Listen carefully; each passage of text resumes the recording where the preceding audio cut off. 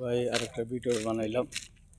দেখেন মানুষে যত বিশ্বাস করবেন অত কষ্ট পাইবেন, যত ভালোবাসবেন অত ব্যথা পাইবেন। ঠিক আছে, এই হলো মানুষের নীতি।